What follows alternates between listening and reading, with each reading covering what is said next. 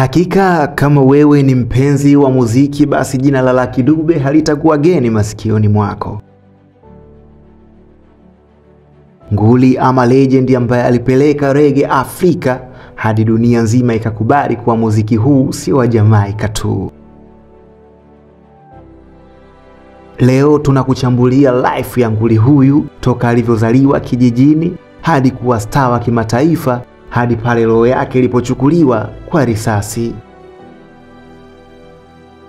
Ungana nami mwanzo mpaka mwisho wa makala hii ili uweze kuijua historia nzima ya mfalme huyu wa reggae barani Afrika.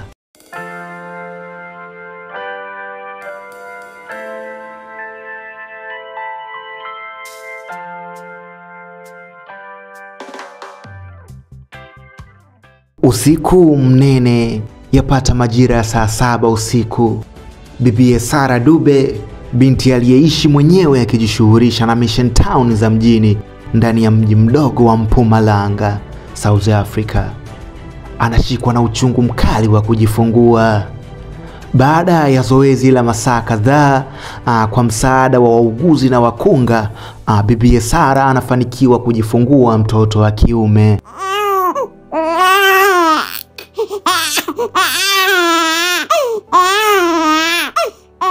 Unarekodiwa muda wa kujifungua saa 9:30 alfajiri ya Jumatatu ya tarehe 3 Agosti 1964.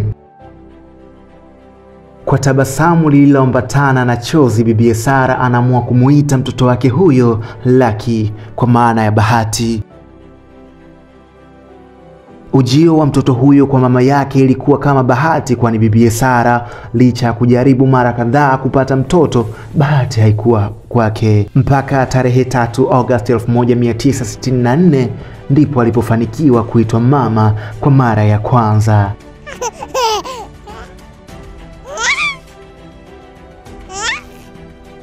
Ndiyo, hivyo ndivyo alivyozaliwa kijana Lucky Dube. Lucky alilelewa na bibi yake tu, kwani haikuwa rahisi kwa mama yake huyo ambaye alikuwa ni single mother kumlea mtoto huyo bila msaada wowote. Ilimpasa yeye kusaka mkate wake na mtoto wake huyo kubakia na bibi yake. Hivyo Lucky Dube alilelewa na bibi yake ili kumpa mama nafasi ya kufanya vibarua kusaka tonge. Lucky alianza shule kama kawaida, na akiwa katika umri wake wa balehe alijikuta anaanza kuupenda muziki. Hivyo alijipenyeza kwenye kwaya ya shule na kuanza kupiga piano ama kinanda.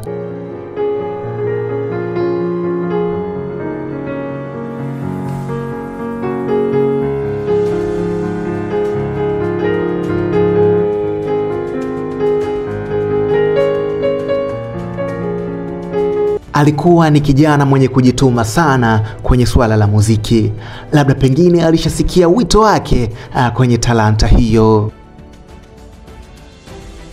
Akiwa katika bendi ama kwaya ya shule, Lucky alikutana na marafiki wapya wenye ndoto ama ambitions kama zake. Waliweza anzisha kikundi chao cha muziki walichokiita Skyway Band.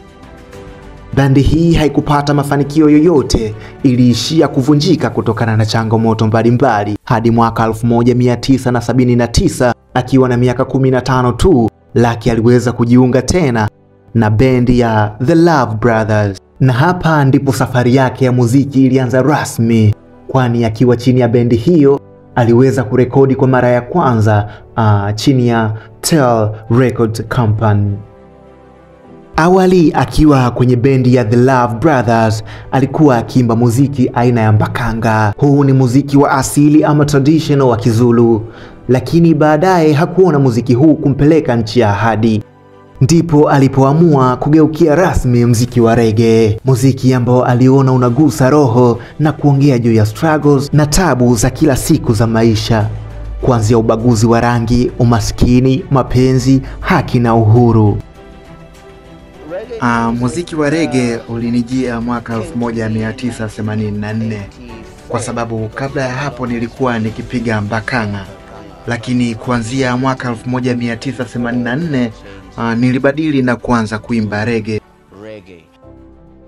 Albamu yake ya kwanza ya reggae iliitwa Rastas Never Die, ambayo aliiachia mwaka 1984.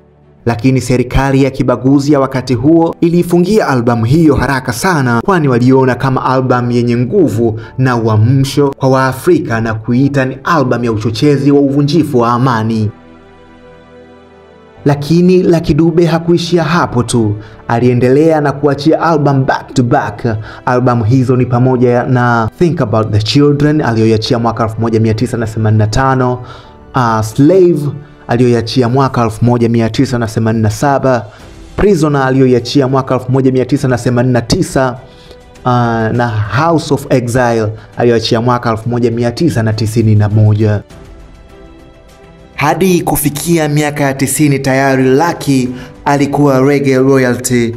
Alifanikiwa kusafiri nchi kibao duniani kuanzia Europe, Australia, Caribbean, Asia na bara lote la Amerika. Kote huko alipeperusha bendera ya Afrika, wala hakuona haja ya kuficha asili yake, ama hakika aliweka Afrika kwenye ramani ya dunia ya muziki wa reggae. Lucky Dube alikuwa na mke na kufanikiwa kupata watoto 7.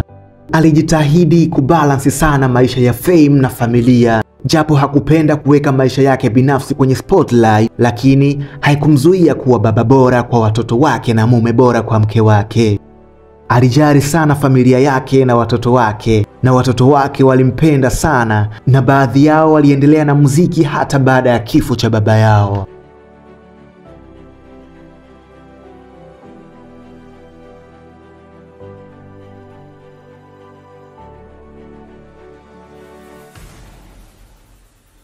Siku ya Alhamisi Oktoba 18 mwaka 2007 majira ya saa 2 asubuhi, siku iliyoacha majonzi mioyoni mwa watu wengi duniani, gari aina ya Chrysler 300C inasimama.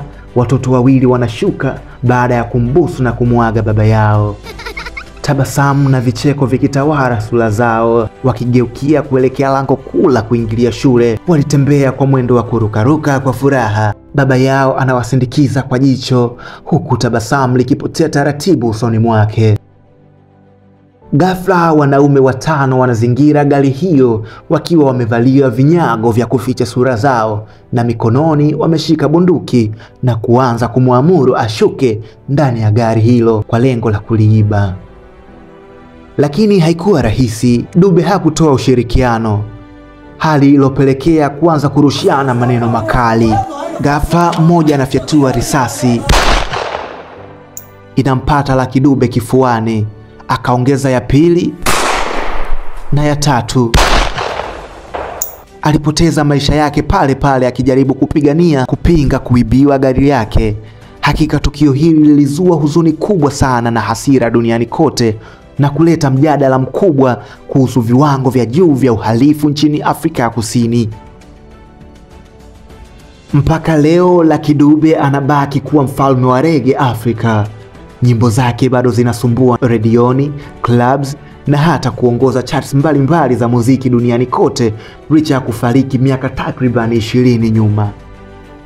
Upo usemi unaosema legends never die, they live forever in our hearts.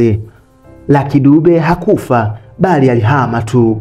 Sauti yake bado inalia kwenye spika zetu, jumbe zake bado zinaishi. Enzi za uhai wake alisikika akisema, if you stand for the truth you might die, but if you lie you'll still die, so better die for the truth.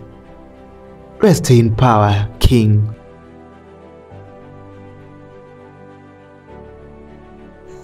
Na hii ndiyo historia ya Lucky Dube.